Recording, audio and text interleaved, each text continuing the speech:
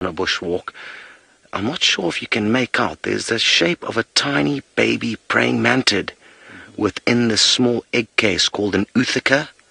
And I'll just swivel the egg case around so you get a better idea of what it looks like.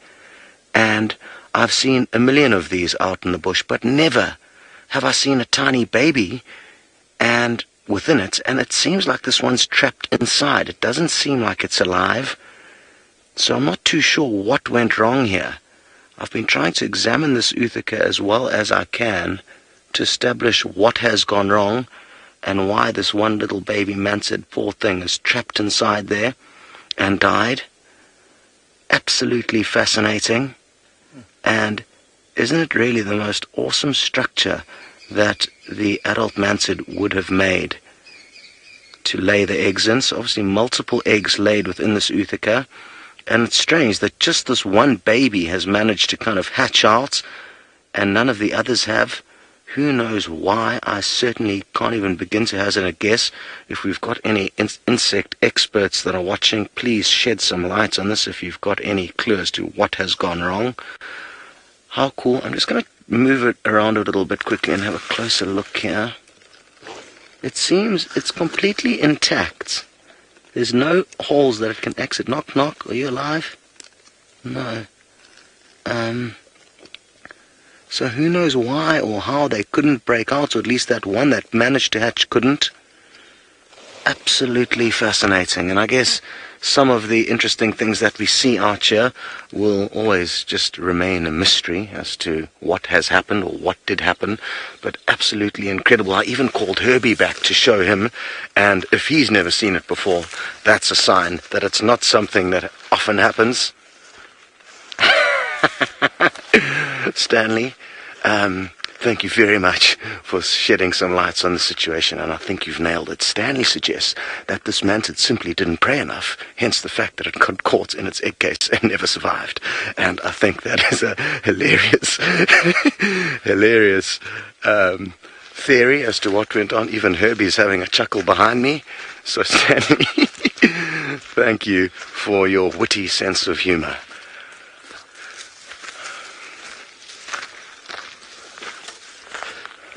Lynn, you'd like to know what it is made of, and it's made of kind of fluids that the adult mantid will excrete and somehow create that bubble-like structure around her egg case.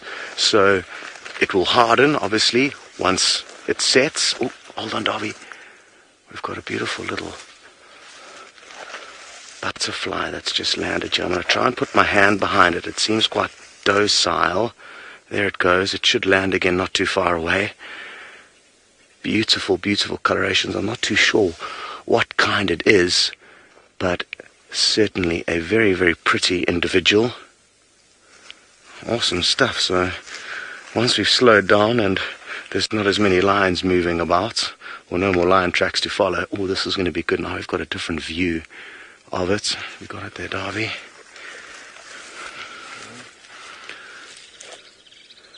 Tricky business filming butterflies handheld, and let's try and get you one more view of it, because it really is posing so nicely now. Well done, Dave. There we go. Look at how wonderful that is.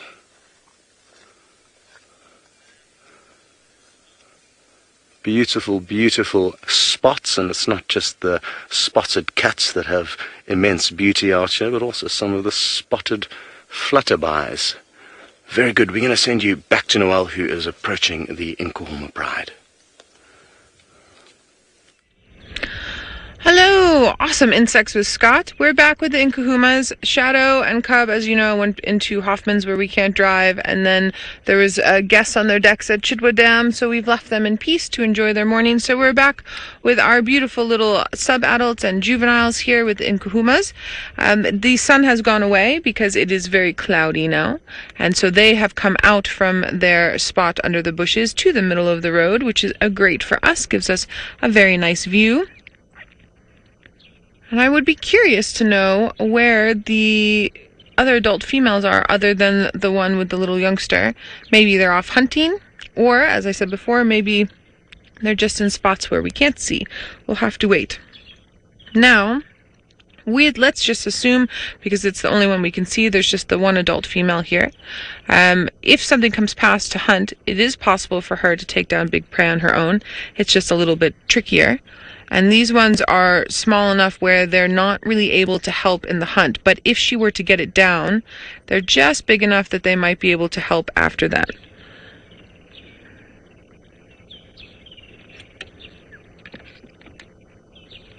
They see something, so I'm actually thinking maybe I just want to come around to this little spot here on the side. I want to see what they're looking at, because they might be looking at the rest of the pride that we haven't seen yet in the bushes. Hold on one sec. Now they're looking at us, obviously, because we started the car.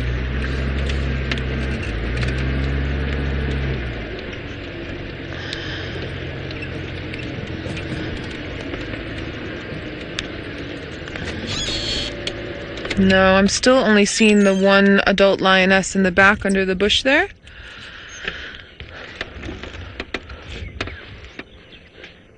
Just to there. Who's eating some grass, so her belly hurts, and then her tiny little cub is just to the left. But I'm not seeing any of the other adults. So the other possibility, besides them hunting, is there was the one female that was still mating. They might have gone looking for her if they heard her calling. And then, leaving this female with her young cub and the juveniles together when they're not too far away is also a possibility as well.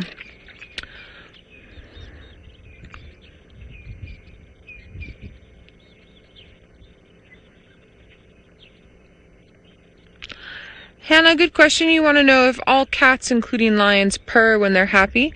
Hannah, out of the big cats, the only big cat that I know that purrs is a cheetah. Lions don't purr, and leopards don't purr. I've never seen a tiger, but both lions and leopards are in the genus Panthera, as is a tiger. So I would assume that they also don't purr. That would be my thought behind that. And this poor mummy is looking very hungry in the back. It's interesting, the juveniles are just watching her eat this grass. They're basically, there you can see that. There, she needs to eat. Look, she's not going to die. She needs to eat within the next sort of 4 or 5 days. And every time she moves, the juveniles are looking at her. They're basically going to use her for cues. So if she stays here, they'll stay here. If she moves off, they'll move off. She's in charge. And for any of you mothers out there with a large brood of children, or even a small brood of children, when you're not feeling very well and you've got all these little ones to look after, it's not the best situation. It's a little bit hard. So with her tummy problems and then all of these kids, I'm sure she's not in the best mood. But at least it's not too hot. If the cloud cover hadn't come over, it would be a little bit more difficult. She hears something, as do the juveniles.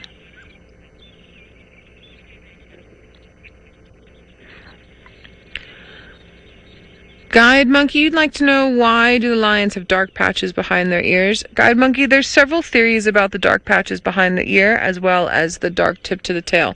Some people will tell you that it is a follow me signal. Other people will tell you that it's part of camouflage. For me, what I've noticed the most with the dark behind the ears like that is when the lionesses are hunting, they sometimes fan out, and they can keep an eye on each other when they're behind each other with those little dark patches behind the ear. In taller grass, I've seen that happen often. But I think that it's very similar to, say, why does a water buck have a circle in the bum? I think we can make theories, but we're not necessarily going to know. For me, the camouflage theory works in a bit better than any of the other theories, but that's just my personal opinion. The black tip to the tail right there, when the lions are walking, you can actually see with this female that's moving in front of us, you can see where the edge of her sorry for my hat. You can see where the edge of her tail sits, and it'll just curl up a little bit more. Little lion's eyes are right there, so that's easy to follow through the grass. So for the tip of the tail, I would definitely agree with a follow me signal. And then with the black behind the ears, I would lean more towards camouflage.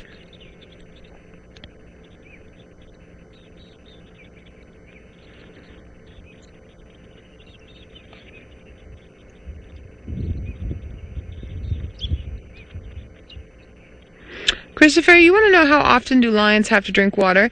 Christopher, they can drink sort of whenever they feel like it if there's water around, but they don't have to. They get a lot of the moisture that they need from the meat that they eat.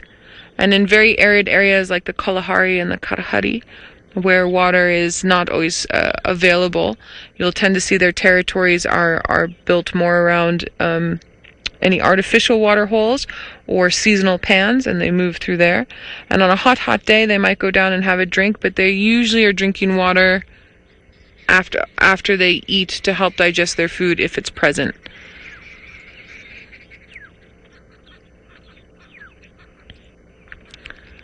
They keep looking into the drainage line, so I'm wondering, with this weather, if more of the Nkuhumas are going to come through that part of the Milwaukee.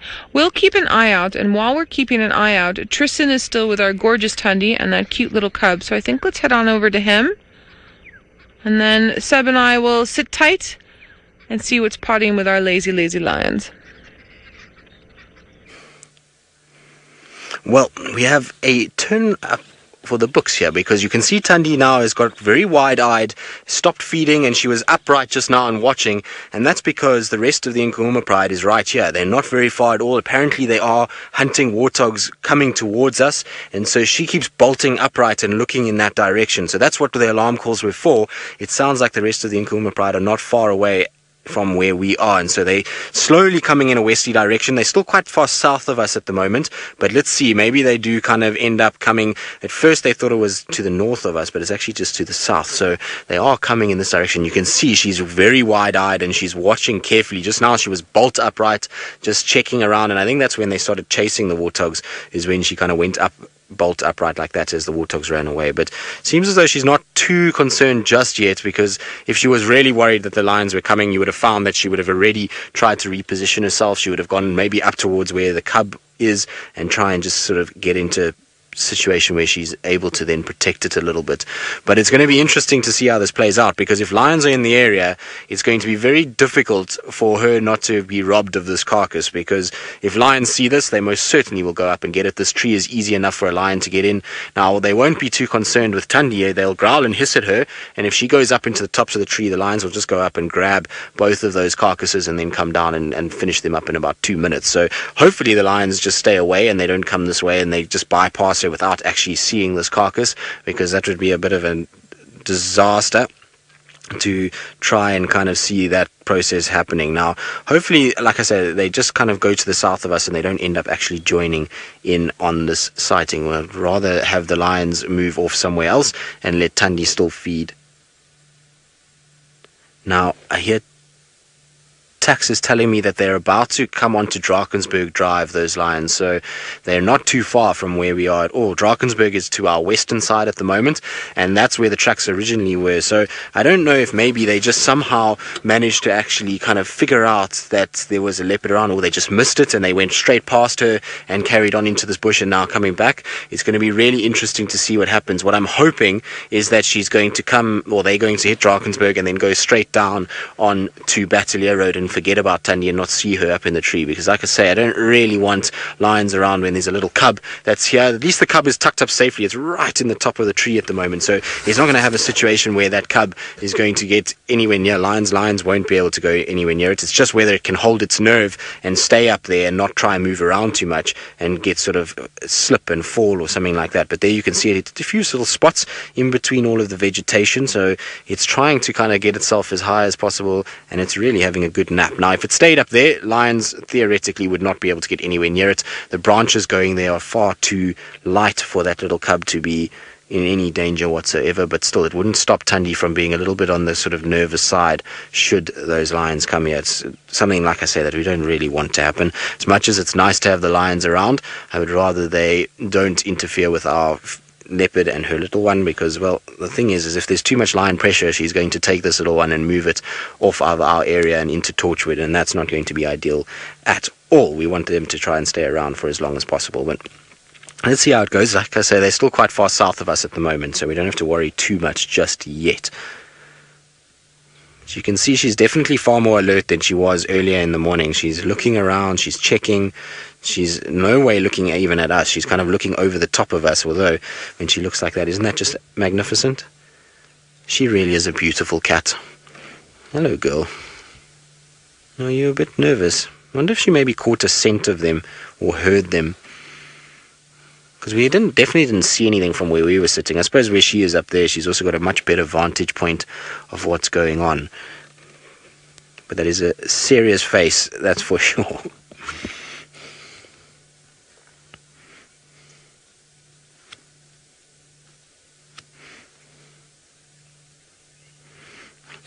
So Zach and I believe a few others are wondering whether Thandi would drop the kill on purpose to keep the lions away from the cub. So probably not. The reason why is because if she saw lions coming, she would either try and get down and call that cub out of there as quick as possible before the lions got to the tree, or she's going to have a situation where she's going to be caught up there before she knows it, and she's then going to go right up into the tops of the tree and hope that the lions are so sort of obsessed with the food that they leave her and the cub alone. She won't have time, I don't think, to try and kind of figure out how to drop a carcass. Also, at the end of the day, she might see lions in the distance, and rather than dropping the carcass and attracting attention to her, rather just sit and wait and see if the lions will move away and miss her completely. So it's an interesting kind of thing, but I've never seen a leopard purposely drop a carcass to try and defend their little one. It's something that maybe it could happen, but I certainly have never seen it and don't know of it happening or have heard of it happening with anyone. They sometimes try to pick it up and drop it, but that's normally with hyenas.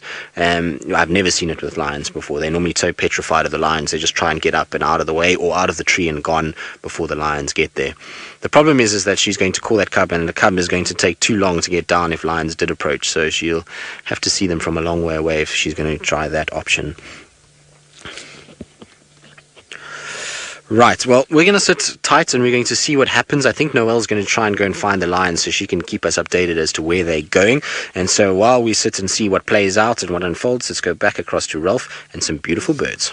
Are the two culprits that are the reason why we're so wet and cold here, because these are white-browed cuckoos, and we do call them the rain bird because they very nicely call the rain for us with their a very fluid, liquid sounding call, and it's like a and we often say that you only hear them calling and actually see them before or after the rain. So they've done their job this time because we're very wet, and we were hearing them yesterday before the rain, so it was perfect timing. But now they're out and they're doing all their feather maintenance. Look at them, they look rather scraggly at the moment because I think they've been pretty wet, and now they're trying to, you see, raise those feathers and just give them some air and dry them out a bit. They are quite ferocious hunters, are the cuckoos, and I've seen cuckoos many times carrying very large snakes, but they will eat lizards and mice and other birds and other birds' eggs, and so they can randomly feed on animal protein and meat. And so a very interesting bird, however, but mostly found around these little thickets as they sort of fly from one thicket to the next. Normally flying low to the ground. You don't often see cuckoos flying high up, if at all. I've never seen a cuckoo flying high up in the air. They're always just a few meters above the ground and just hopping between thickets and bushes, looking for those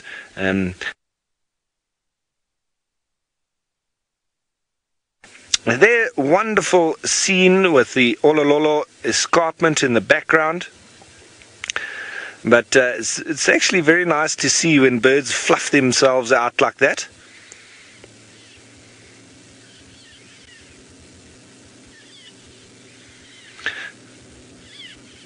Now, everybody, I just want to make you aware that I think Jamie might have turned her Land Rover into a submarine. And so we are just trying to find out that she's all right. I'm sure she is, but just so that you know, she's not going to be probably coming on to the show for the rest of it this morning, but I'm sure by this afternoon she'll be back in the game.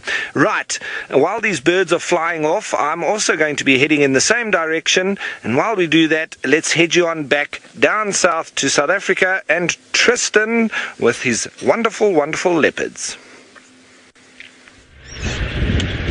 Hi, Ralph. It's me, Noel. Tristan is with his leopard. I'm on the way to the rest of the Nkuhumas. We were right. They were busy hunting and have left that other female babysitting everybody else.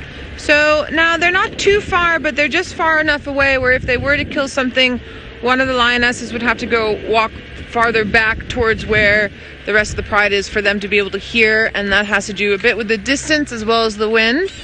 I'm getting 1 or 2 rain droplets, which is making me happy. I don't think it's going to rain right now, but I do think in the next little while we might get the rain we are so badly needing.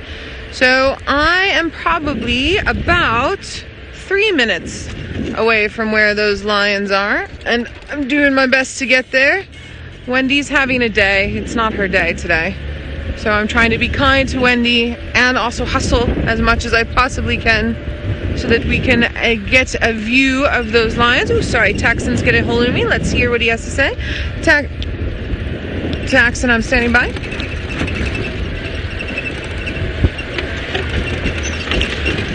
All right, Taxon's telling me that I have missed him, so I must just come back. Taxon, how far back must I go?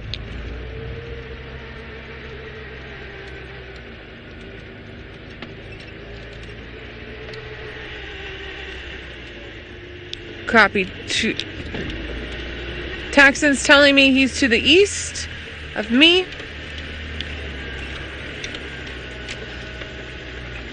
All right, and to my left is where I see them. They were hiding behind these bushes. Let's go have a look-see.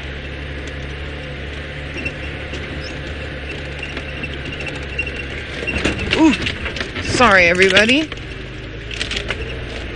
There they are. They're moving. I'm gonna come around these trees and we're gonna see them. And Taxon's giving me the thumbs up and I'm giving him the thumbs up back. There we go. Hungry, hungry lionesses. So let's move around this way. Apparently, they were hunting some warthog, but I have a feeling that those warthogs, sorry for the back of my head, I have a feeling that those warthogs have moved away, and one of the ones that's been hunting is our lioness that has the wound on the side. But you're going to see now that she's able to move well. Even with that wound, I know you guys worry about it. Let's just come around the corner here. Hello, ladies. There we go.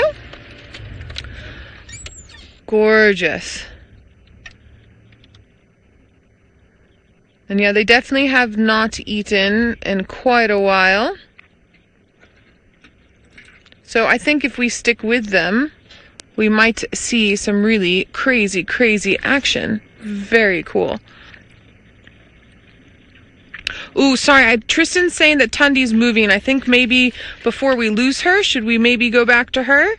I'm not sure if he still has visual.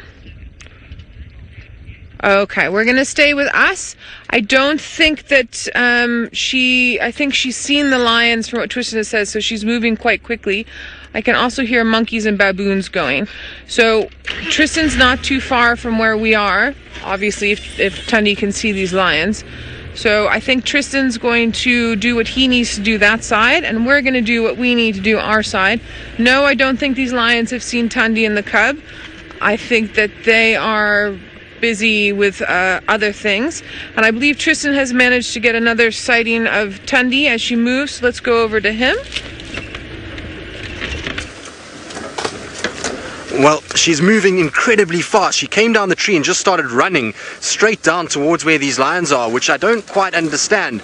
I would have thought she would have gone the opposite way, but she's trying to get straight towards where they are. I know where Tax is. He's south of me. Look, she's going up onto mounds. I think she's trying to work out who is it, whether it's a lion, whether it's a leopard. She probably can see the cars and knows, hang on, something's not right. I need to go and double check what's going on. So I just wanted to try and see where she goes. She's here on the termite mound. I'm going to try to stay far away from the cub as well. The cub is way behind us now at the tree. We've come a long way already, and so I think what she's doing is she's come down the tree to make sure that she knows, okay, hang on a second, if there is something here, I've taken the attention away from where that tree is and taken the attention away from where the kills are, and maybe she can sort of lure, whether it's lions or whatever it may be, away from where the cub is. So she's doing what the best she can as a mother to try and investigate. You see, look, nose down onto the ground. She's sniffing around. She's trying to work out what's happening, who's around, and what's going on. And I think if she sees these lions, she most certainly will know that she's at least tried to kind of take the cub, or take the attention away from where the cub and the carcass is. But it's a stressful time for a mom. Right, now while I follow her and try and just keep up with her, let's go back across to Noel and see what those lions are up to. Hello, so we're here. This one's got a wound on her head, possibly from fighting over a kill at some point, or possibly from hunting. Tristan's over this way, and then our lions are moving this way. Do you remember the sighting that we had a couple of days ago with Scott and myself with Thandi? And then later in the evening, we swapped over and Scott followed her, and she went to a termite mound just in the drainage line here. That's kind of where we're headed. And as we know, Thandi's not there. Thandi's with her cub that side. And it's interesting that Tristan says she's coming over to investigate more. It's sort of like what plovers do when they start to distract away from their little ones. They're trying to draw attention. I don't think that Thandi actually physically wants to gain the attention of the lions, but I do think she wants to see where the lions are going so that she knows she's safe. Now, where the lions are headed are away from where Thandi is, and the wind's blowing this way, so they shouldn't get scent of the kill and or of Thandi. But they're also heading into an area, two things. One, it's going to be tricky for me to follow, but then two, we get a lot of Nyala and kudu and things like that in this area. So I'm going to do the best that I possibly can keeping up with them, because watching lions hunt is one of my favorite pastimes. And I know that all of you enjoy some lion action as well. Here we go. They're just in front of us now. So please excuse the back of my head and all the bumps as I'm busy trundling along here. Now, my guess would be that if they come across something smaller, they will try just because they're hungry. But obviously their best bet is to get something larger like a wildebeest or a zebra or a big kudu. Warthog's a nice meal, but warthog is also a tricky meal.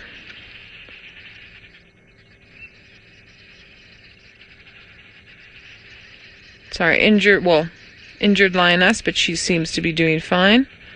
And then our lioness with the big claw mark on her forehead is just behind.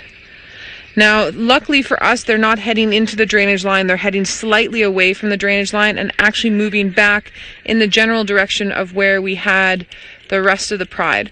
So they might head straight back there. But I do think they're going to do a little bit of hunting beforehand. Now, while I'm busy trying to loop around, let's head back to Tristan with Thandi and keep our Feline Friday full of felines. Well, at least Thandi is now gone up onto a termite mound, and she's still very alert and looking, and I can actually hear where Noelle is. She's to the west of me, quite far now. She's going away a lot, and that's really great news because it means the Nkuhuma pride have completely missed this leopard and have gone the opposite way, and I think Thandi will be quite relieved. She's still looking around everywhere. She's looking east, west, south, north, just trying to work out what this danger was, and she's sniffed around. She's sort of tried to check, and I think she's hoping that the cub didn't follow her as well, because she keeps kind of looking over her shoulder. You can see there she's kind of looking in the direction of where we came from, and I hope the cub was good enough to stay in the tree. So, Anna Marie, you're wondering if the cub will stay up the tree and not follow mom. I have no idea. This little cub has got a life of its own. It just does all kinds of things and tends to be quite sort of boisterous, and so whether or not it stays is anyone's guess. But I think it would have seen the way Thandi went off. She was running, that it knows that it's probably not a good time for it to be following mom. So it'll probably stay up the tree. The hyena was still there as well, which is good news. So it will probably keep the cub up there, which is what we want. We don't want the cub running around with lions and hyenas in this area. And Thandi, you can see she's just still searching, just checking, making double sure that nobody is around. Also, she's got a very itchy neck by the looks of things too. I wonder if she didn't get a little tick or something.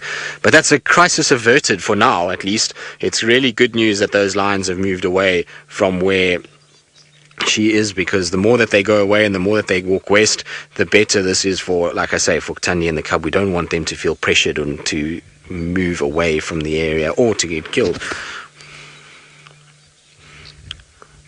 Wildflower, you're wondering if Thandi is wanting to lead the lions away? Possibly. I think she couldn't see what it was. She just heard alarm calls and she saw cars and probably thought, well, there's some sort of predator here. I need to go and check what's going on. So if it's a male leopard, I can lure it away, or a female leopard, I can confront it. Or if it's lions, at least be able to watch where they go and make sure that they don't go towards her cub. So I think it was more a situation of she's just coming to check what exactly was going on and who exactly was in her area. And that's why she moved here as quick as she did. It's not that she kind of wants to try and purposely walk into lions, because, well, lions are still very dangerous to her as well and can cause, her to be killed as well. So she'll try and avoid lions as much as she can. Right, well, I'm going to try to keep up with her. She's going to go through some thick stuff, and so while we do that, let's go back to Noel and see if those lions are still moving or whether or not they've started to go stationary. As we were saying, sort of north and then a bit west, and the wind changed. The wind died down and then it changed. They've now changed direction.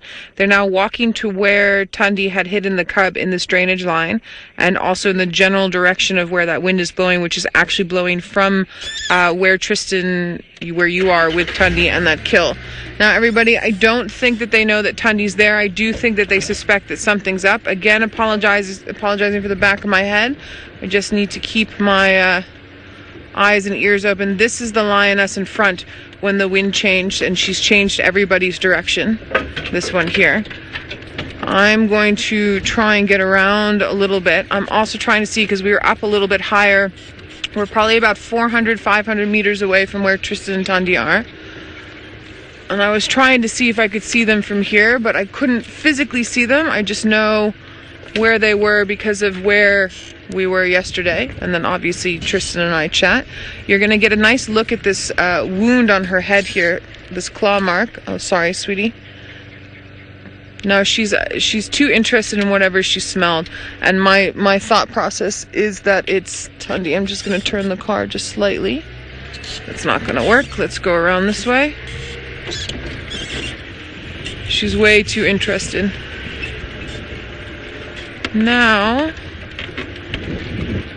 yeah, here we go. We're going to come around like this. And it's interesting, she's using her smell, but she's also trying to use her eyesight.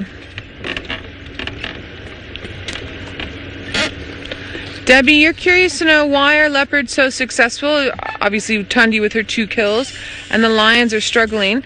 Debbie, lions and leopards are not successful and successful in different proportions. It has to do with what...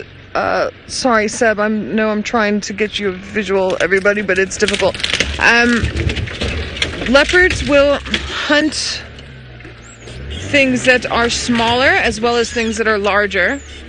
And because leopards will hunt, baby mice and scorpions and, duiker and steenbok and all of this, they have a higher success rate, but it's not necessarily things that fill them up all the time. Now, Thandi was very lucky with her kills. She's very skillful, but it was also a bit of luck. These lionesses are also skillful, but a predator's not going to eat necessarily every day. It's not really how they're meant to be. There we go. This is a little bit better, everybody. Or else there wouldn't be any prey species left. So, lions in general are not as successful as leopards, but it's not by a huge percentage point. It's similar. There's that wound on that one female, and then the female that's just to our 3 o'clock, we can actually see when she's looking at us, we'll see that mark on her. Every time I want to show you this mark, she keeps turning her head or moving around. So these lionesses, their success rate, just the 3 of them right now, is going to be no more than about 15%. And I would put Thandi's success rate in general probably around 25-30%. And that's the top end. If there's more lionesses here or more lions, male lions included, that success rate will go up a little bit higher for the lions, closer to sort of about 20%. And yeah, again, it depends on also what they're hunting as well. Why don't you want me to see this wound on your forehead to show everybody? Now the wind's swirling again, so they're getting confused about where they're smelling and if they're actually picking up on what they should. Lynn, yeah, it's possible on that wind that pulled through that they had smelled Thandi's kill. I have a feeling because of the type of wind that it was that they were smelling more of where Thandi was, but it is possible that they could smell a bit of her kill. They've now changed directions back to the other way that they were headed to before, so their curiosity was piqued and then it wasn't substantial enough to keep them going. So I think if they could really smell Thandi's kill, they probably would have kept going because they're hungry. I think it more had to do with her scent around here swirling around in the general area. Now it's going to be difficult for me to get around this little patch, but I'm going to do the best that I possibly can. Doing a little bit of boondu bashing here. And while I'm doing this, let's head on over to Tristan so you can look at a leopard. Well, Thandi has obviously come across now where the lions were because she's sniffing around everywhere. She's very, very alert now, and she's looking into all of these bushes. You can see she keeps popping her head up, and her nose has been down to the ground all around this tree. So I think this is where the lions kind of crossed through, and I think she's now worked out, hang on a second, there was lions here, and now she needs to be careful. She needs to watch and make sure that she's paying attention and that she doesn't get herself into trouble. You can also see the way that so she's just double checking and making sure that she doesn't see anything before she goes back. Look, you see how she's sniffing? Nose is down all the time, trying to work out what's going on, smelling all the leaves around here. Who is it? What was here? And do I have a problem? And you can see she's very alert. It is absolutely fascinating to watch this behavior. It just goes to show she's a very proactive little mother. She doesn't just sit and wait for things to come to her. She's gone in search to see, okay, do I need to get my cub out of here immediately, or do I need to check that there's an intruder in my territory? What's going on? So she's coming and confronting whatever situation there is. So really interesting to watch how she's gone about this, and you can see she's definitely a lot more aware than she was when we started out this morning and she was lounging on that tree. She's now knows there's something around and she needs to be very careful, and you can see just sniffing everywhere. Shame, girl. It must be stressful. Can you imagine going along here and then smelling lions and knowing there's this major threat to not only your cub but to you as well, and that your carcass could be taken? And so it must be a really stressful period when a leopard comes across lion scent and knows that the lions are very close by. You can see just watching around.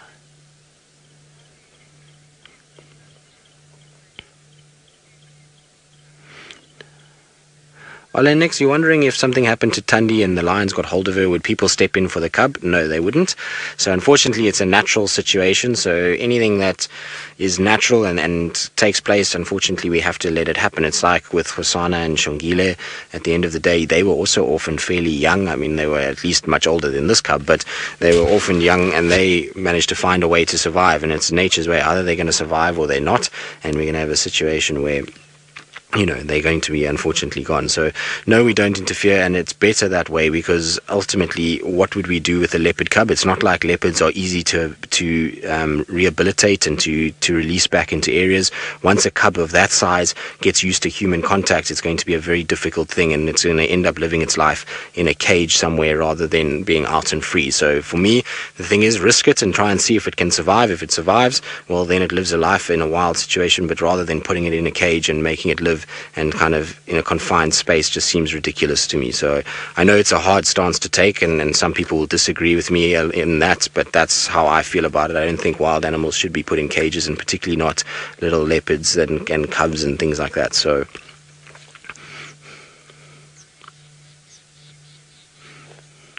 Yeah, Djuma, lions would most definitely kill her if they could get hold of her. The Styx Pride killed her firstborn son when he was independent, so they will, if they can get hold of her, they will most certainly kill her. Whether they'll eat her is anyone's guess. I don't think so. I think it'll be more a situation that they'll just probably kind of kill her and then move off. They don't generally eat leopards when they kill them, but it's very common for lions to kill leopards. It happens quite a lot. I've seen it with a number of different individuals, and in fact on Londolozi and Malamala recently, or last year, a number of leopards were killed by lions, and unfortunately that's the way it goes, the risk that they run from being out here. The good thing is, though, is that she is a clever girl, and she's agile, and she's cautious, and she's very kind of witty as to what goes on, and so it's not the first time she would have come across lions, and certainly won't be the last time, and she knows exactly what she's trying to do. But you see how she's looking up into the trees as well. I wonder if she's just checking if the lions had to come, where she can go, sort of escape routes, or she's maybe scented a leopard. Who knows? A leopard might have also been in this area. You never know. It's sometimes like that. It doesn't rain, it pours, and everything is all clustered together, and so you'll have a situation where maybe there's another leopard around, and that's why she's also checking the trees to see if there's maybe one up there. But I don't think so. I think it's more probably checking for escape routes.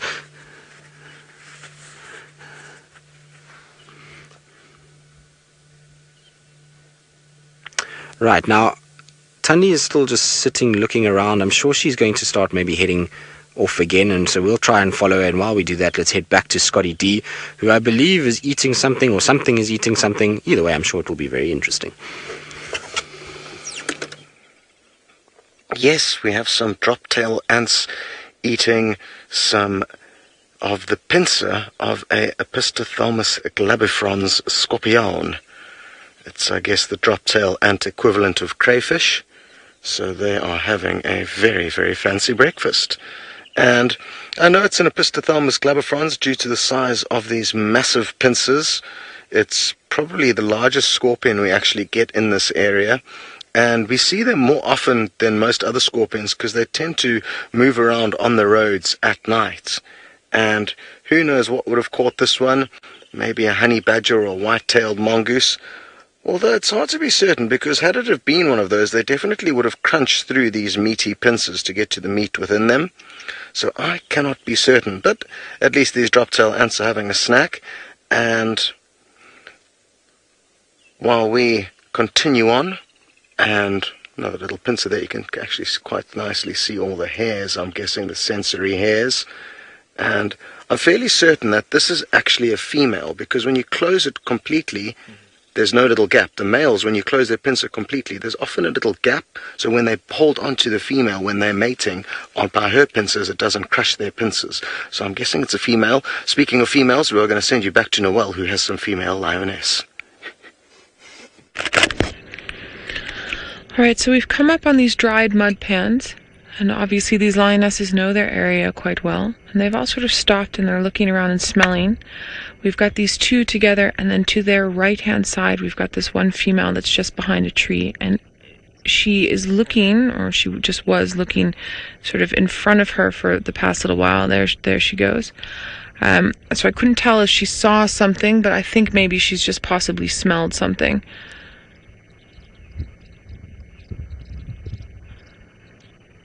And I've seen quite a bit of Nyala and Kudu in this area before. There, she stopped again in front here and is looking again. The wind is pushing their scent towards us rather than in front of them, so sort of at an angle. So it would be a good hunting scenario. I can't see what they see.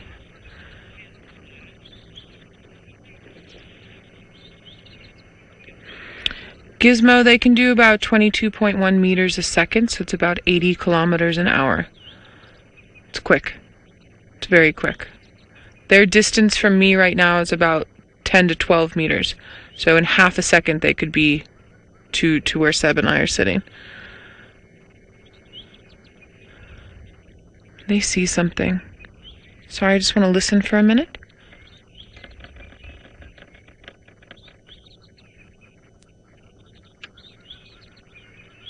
Don't hear any oxpeckers. Lynn, you're curious to know if leopards can outrun lions. So, Lynn, leopards can do 23 meters in a second, which is 90 kilometers an hour. And then the lions, again, is 22.1 meters a second, so about 80 kilometers an hour. So, over a 100-meter sprint, if they were both starting at the same time, then yes. But obviously, if one has advantage to the other, then no, not necessarily. There was a vulture in the tree just now that's flown off. We've seen quite a few vultures in this little area, but I'm not seeing or smelling anything that's dead. The vultures aren't close to where Thandi is with the kill. There's one actually still up in the tree at our 10 o'clock. That's not to say that there isn't possibly something else that we haven't caught a whiff of. There we go, a little white-backed vulture there. We saw about 6 or 8 of them.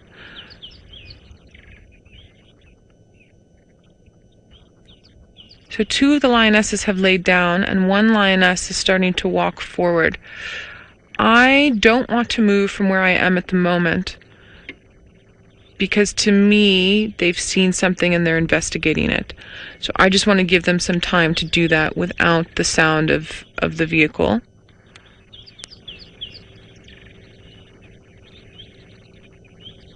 And without hearing anything in the bushes or hearing any oxpeckers or physically seeing what they see, I couldn't tell you. It's just guessing.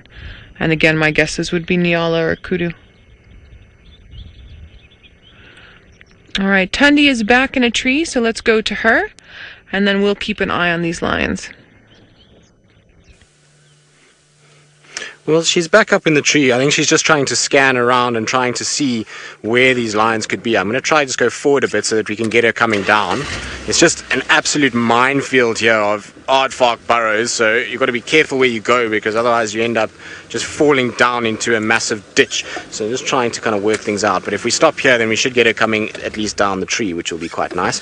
So she's used a tree as a way to try and basically get herself sorted and to be able to get up there in a bit of height to be able to see what's going on. So that's why she's up there, is just to check, just to see how things are, make sure that she can't see these lions somewhere in this general vicinity. And so that's why she's using this, much like she used the termite mound earlier. It's the exact same thing, is that she's using the tree as a way of being able to spot things and get a bit of height. And she probably will be able to see Noel's vehicle from up there. I'm not sure how high it is. There's a few trees around, so maybe she can see up and see Noel and know that the lions are down that side of the world. But she's definitely using all the tricks to try and make sure that she gets herself into a position where she can at least watch what's going on and is able to see if there is a threat that is coming her way or towards her cub. So it's a very clever maneuver that she's done, and typical of Thandi, like I say, to find a way to kind of watch and see what's going on. But isn't that just the most spectacular view of a leopard? We can't ask for much more. Look, you see how she's focusing in now? So she seems that she's seen something. What it is, I'm not quite sure. She's definitely focusing on something, though. She's got her eye completely fixated on something that was moving. There was a duiker that ran just now, and some impalas that were also all in this sort of mix. So maybe she's seen one of them just kind of bolting away from us, and that's why she's just kind of looking around and just checking what that movement was. She'll be on edge, though. Anything that moves, she's going to quickly sort of focus on and just double check what it is.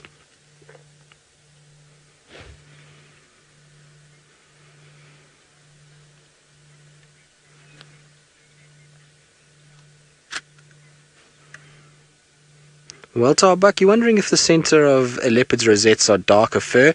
Well, they do have a sort of a little bit darker, but not much. It's slightly dark. You can see that one on the top of her hip there is a good indication of how much darker the fur can be. You can see there's like a bit more of a caramel color to inside the rosettes than there's the rest of the body. So they do get a bit darker between the black little markings, and so that's why it kind of shows those rosettes much more than if it was just the same color as the coat. But she really is a beautiful specimen, and she's looking in such great condition. You know, she's feeding well, obviously, as we've seen with 2 sort of kills, but she really does look phenomenally good at the moment, and it's definitely doing a fine job as a mother so far. She's very alert to her surroundings all the time, as we've seen, and often is making sure that we know she's kind of in charge of what's going on. But how epic is that? Just silhouetted. Unfortunately, it's a very white sky today. It should have been a blue sky as it was earlier, but it's still very cool to see a leopard like that sitting in a marula tree. It's one of those quintessential African sort of moments.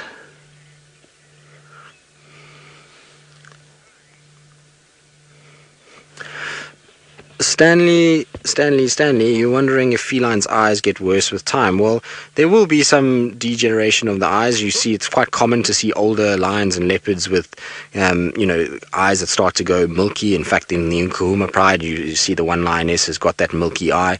So it does happen from time to time that they do develop these sort of eye conditions, and the deterioration does start to happen. I don't know if it's quite as extreme as what we see in people. I don't think so, because obviously if they can't see very well, it's going to be very difficult for them. But given that, I mean, we know of a number of leopards and lions that have had one eye and have had a situation where they're still able to hunt, and they will try and do that using their ears, their noses, and their whiskers as well. So they have other senses to rely on. Right, well, it seems as though it's just an absolute fest this morning, and it sounds like Scotty D has now found himself another predator on foot this morning.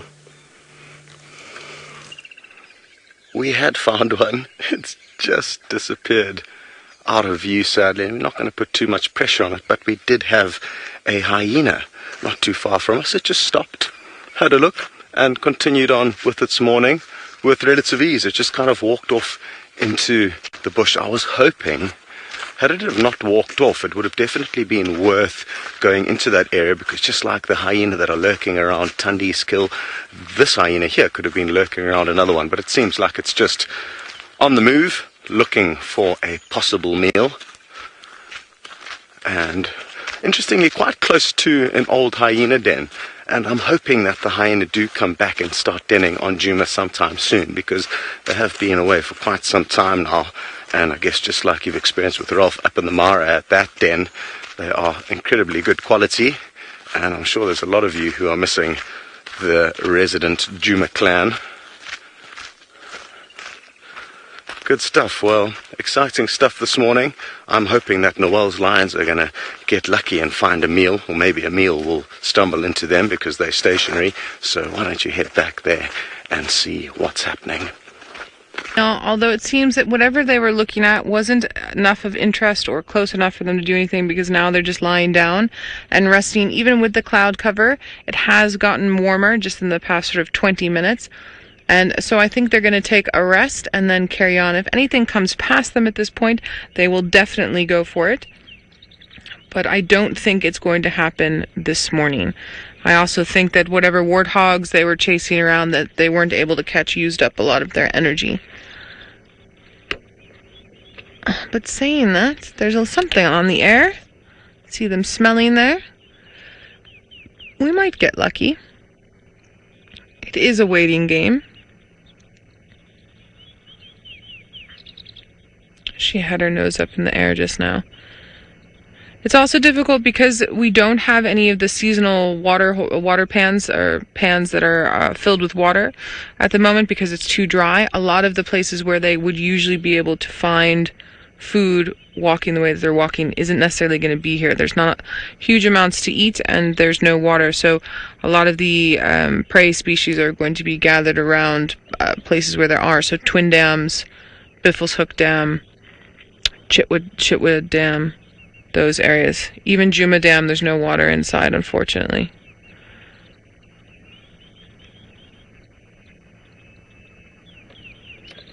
Starlight, you're asking which animal was the original feline. So I think you're asking sort of out of lion, leopard, cheetah, who was the original?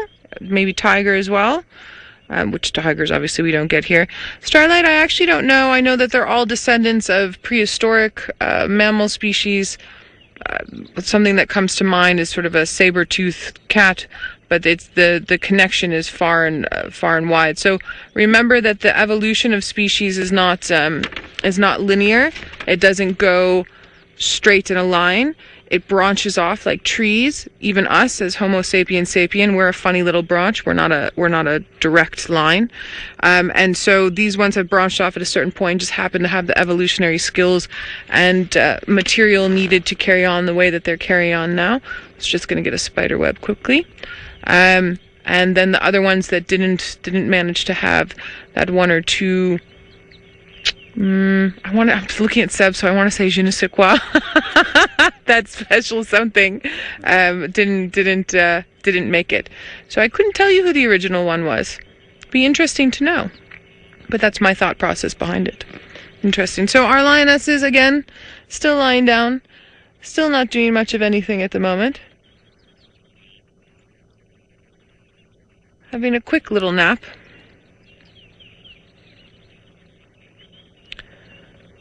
And I think let's go over to a cat that might be doing a little something different, as she was very nervous about these lions, and we'll head back to Thandi. Well, she's still sitting up the tree and still just watching ever so carefully, paying attention to what's going on. She's now watching us a little bit as well. But she's still kind of just taking stock of what's happening up in the tree, and I suppose catching her breath a little bit. It's been a fairly busy morning so far. Very, very cool sighting, that's for sure. It's probably one of my best Thandi sightings I've had in a very long time, so thoroughly enjoyed it, that's for sure. Now, in terms of the felines, as far as I know, that it's believed that the first kind of felines that were discovered, or first felines that they think, was a very ancient feline that came out of the Himalayas area, and apparently was very similar to what the modern day snow leopard is, so a very similar kind of cat to that. But I don't really know too much about it either. I'll go and have a little research, and so as far as I know, though, that was one of the first felines that they kind of believed to be around, and I'm not sure kind of beyond that what the sort of branching off is of all of the sort of animals from there, all the felines and pantheras and all these kind of things that come off. But it's interesting, and it'd be, I think, one of those things that maybe we won't really know 100% sure unless we actually could travel back in time and go and see. I think it would be really interesting. Imagine having the technology we have today and going back all those years and being able to see what was roaming around here many years ago. It would be very cool, I think, to go and see what's happened. Look at that, though. We're being absolutely spoiled. Not only was the cub spectacular this morning, but Thandi has been an absolute champion and has showed herself as best as you could ever imagine, that's for sure. And I'm sure she's going to come down this tree at some point. I have this feeling that she's going to... There we go. I think she's going to start coming down.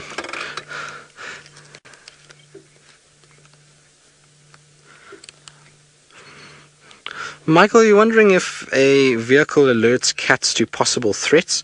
Well, possibly, yes. I mean, in Thandi's case, she heard alarm calls, then she saw vehicles, and that was what made her really kind of watch what was going on. And then she must have seen the movement of maybe those lions, and that's how she came in and checked what was going on. But definitely the vehicles would have alerted her to something going on. When vehicles crash through the bush, if the hyenas have worked it out, well, so will leopard and lion, that there is something going on. And so it's very possible. I've seen also leopards and lions come towards vehicles off-roading rather than going away from them, and so they do sometimes know that something's going on. And that's why when there's a delicate situation, so when there's a situation where there's like a cub involved, it's always good just to make sure that we try not to move around too much and try not to make too much noise with them, and try and keep them as sort of quiet as possible so that they're allowed to hear and to see what's going on for themselves. But I think she's going to go back to the cub. That's what I think she's going to do. It would be nice to see her go back to the cub, see if she calls it out the tree or if she goes back up into the tree. First, she's going to do a bit of scent marking just to make sure the lions know that she's the boss out here, even though they are bigger. It's a typical Thandi thing to do, I would say. She's always sees herself as the most dominant of everybody out here and is not shy to show everyone how dominant she is. Very cool, though. She's such a broad cat as well, especially now with the kind of milk in her belly. She's got this kind of deep, long sort of abdomen area, much bigger than most other females that you see. If you think about Shadulu last night, she has quite a sort of slender build, whereas Thandi tends to be quite long. It makes her legs look quite short, actually. Right, now how am I going to get out of here? Because there's about 1 million aardvark holes that I've gotten myself into. Are we good there, Sens? So we're going to try and just get out of this whole mess that is... I actually would like to put a camera trap up here one day. That would be quite fun, just for the aardvarks that must live here, because there's so many holes here. It can't be like they don't use them often enough. There must be some aardvark burrows that are active in amongst all of this mess, because this whole section here, while it looks nice and grassy and looks as though it's solid, it's all actually just holes that are hidden by grass all over the place and lots of diggings everywhere. So it'd be cool to put a camera trap up here and see what happens. Right, well, let's see if Thandi goes back to the cub. We're going to follow her along while she does that. Let's go across to Noel and see if those lions are being, well, lazy lions, or if they've decided to get up and move. Oh, Tristan, they're so lazy. The wind picks up every now and then, and the wind direction is now coming from our west, so not from where you are, with Thandi, excuse me.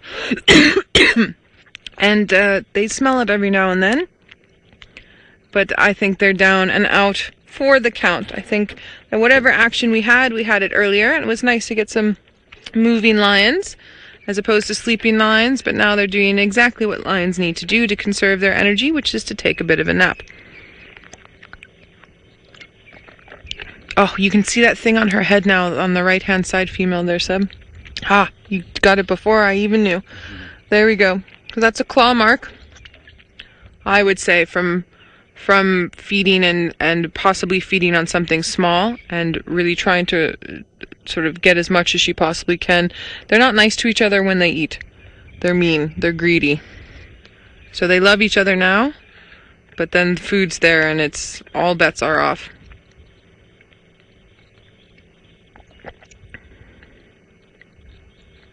Shame. But it'll heal. They usually do.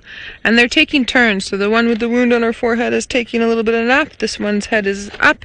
The one with the wound on the side that's a little bit to the left, she's now taking a little bit of a rest. And they're alternating like that.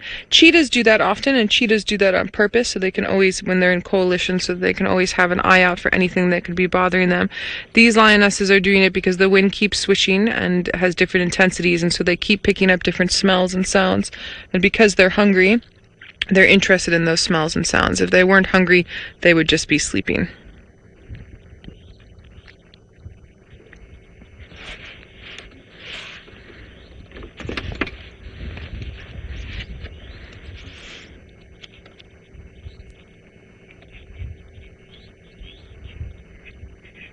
Alright, as I'm just busy having a look around here to see if I can see anything and or hear anything, which I can't at the moment, let's head on up to Ralph and the Mara and see what he's up to. Hello everyone, and welcome to the quagmire that is the Mara Triangle, and I think it's pretty much the same everywhere in the Mara National Reserve at the moment. Struggling to see where we need to go, and the roads are very wet, very muddy, but this is when I like it the most, really. Lots of adventure, lots of excitement, and when there's a little bit of stress, well, that's when the best comes out in most people. I think sometimes the best, sometimes the worst, but I like rain, I like problems, I like solving them, I like getting stuck, and all that. It's part of the adventure, I think. So yes, we've got obviously with these game drive vehicles, we try to make them as open as possible, but when it rains we then need to put up the windscreen and drop down the canvas sides, and it's also mostly in an attempt to save all the electronic equipment in the back, so that's the biggest reason.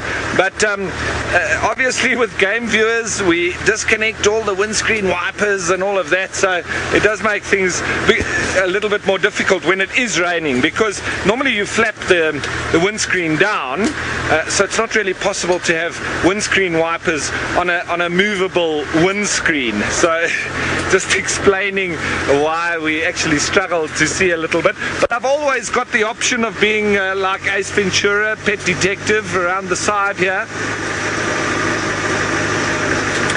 So everyone, just so that you understand the situation that's going on in the Masai Mara at the moment, Jamie is stuck, but she's fine and she's safe, and we'll sort her out a little bit later.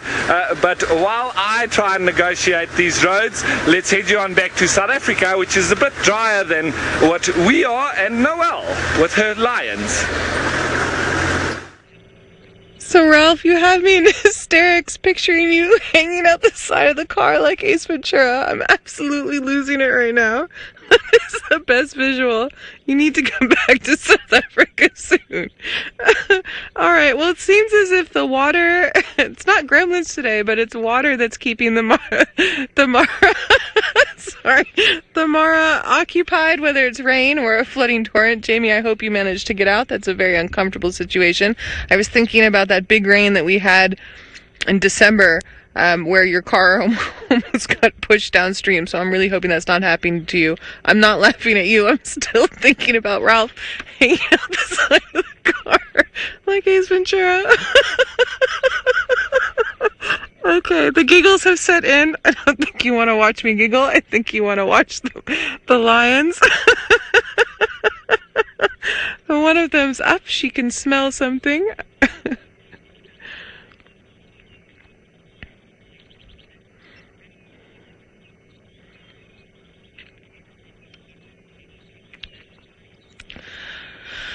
Okay, so many of you are asking, Ratty Rot in particular, do lions tend to get more ticks and flies than leopards because you've been seeing more ticks and flies around the lions than you have been seeing around the leopard? I think in general they tend to get the same amount, but with that being said, leopards also spend some of their times up in trees and then some of their times on the ground. So lions are always on the ground for the most part. I know we've seen some tree climbing lions in the Mara Taylor recently. But also where the lions are lying is going to be in grass, and then the ticks are going to crawl on them. So we've seen ticks with Hasana, and we've seen ticks with Tingana often, and a lot of times we find them lying in the grass underneath trees. So I just think today in particular might just be a more tick-infested day. Also, I've been getting more tick bites walking around recently, and that has to do with the grass drying, and not being very moist around. So I think that we're also just starting to notice more of them around because of that as well. I've got my giggles under control. Sorry, everybody. I still have that wonderful vision of Ralph in my head, though. Now they're back.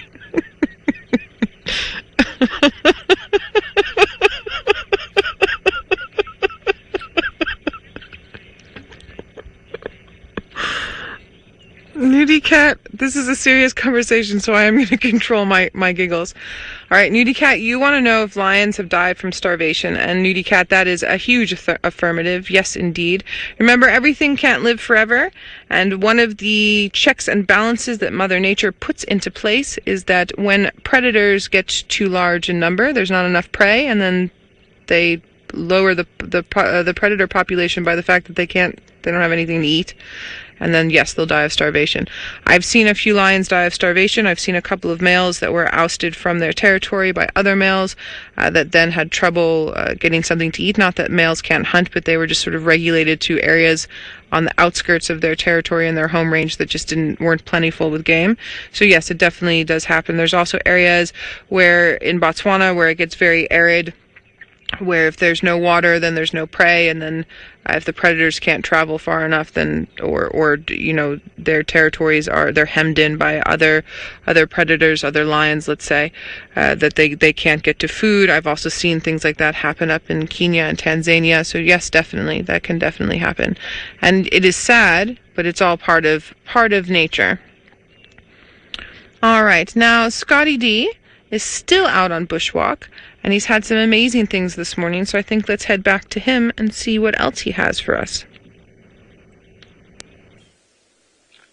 I'm not too sure what this is, but what I can tell you is that it's a flying insect of sorts. It's been buzzing about until it landed on this little silver cluster leaf, and it's got an incredibly long tail that this little critter is.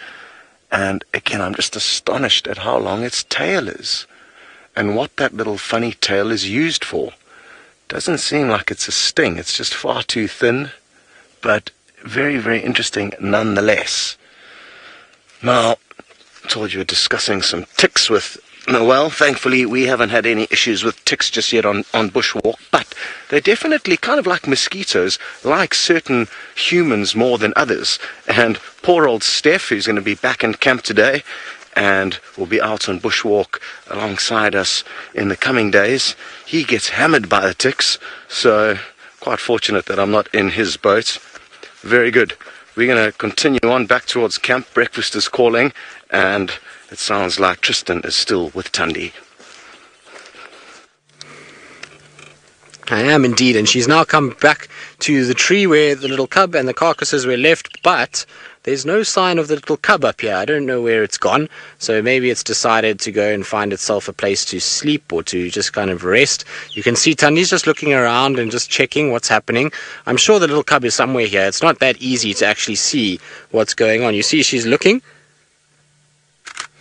So she's just checking around, just seeing, okay, where's my little one? And just like that is up in the top of the tree. So, Lisa G, I don't know where that hyena is at the moment. I think it's moved somewhere. It's gone into a different place. I don't know. It's not here, that's for sure. So I'm not sure where it's gone. I'm going to try and just kind of reposition because obviously we can't see much of Thandi from where we are. I just want to go slowly in case the little cub is somewhere on the ground because we don't want to chase it in any way.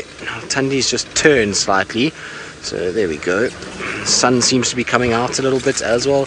Can you see this little cub, Senzo?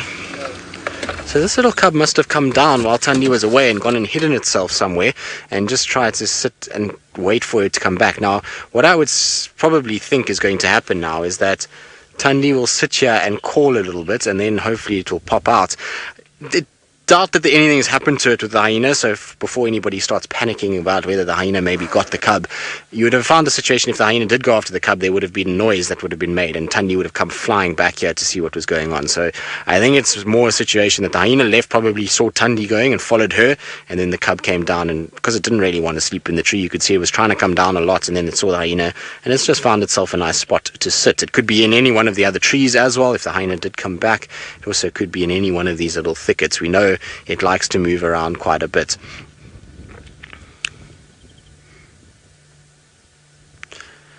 Oh, David, you're wondering if there's any trees that leopards cannot climb. Not that I know of. I've seen leopards in pretty much all of them. Even the sharp, thorny ones like knobthorns and acacias, they do go into those too. So, no, not really. There's not a tree that I've seen that they can't climb. Obviously, there's sizes of trees that they can't climb, but not species. So, I've seen them in tambuerties, milkberries, marulas, knobthorns, everything really. So you get them in all kinds of different places, and they certainly are able to kind of figure it out and know exactly where to position themselves in order to sort of be comfortable. So they won't climb trees that are not comfortable and not have a great place for them to lie down unless it's a kill that they're trying to stash away in a hurry. That's sometimes when they'll take their kills towards a tree and try and kind of just put it up in there and try and get it out of the way of hyenas or something like that fairly quickly. But still no sign of the cub. She's not calling, which is interesting. I wonder if she knows because there's something close by. It's better not to call, not to make too much of a noise, not to try and attract too much attention. It's very kind of interesting to me that she's just kept quiet, even though she knows the cub was here when she left.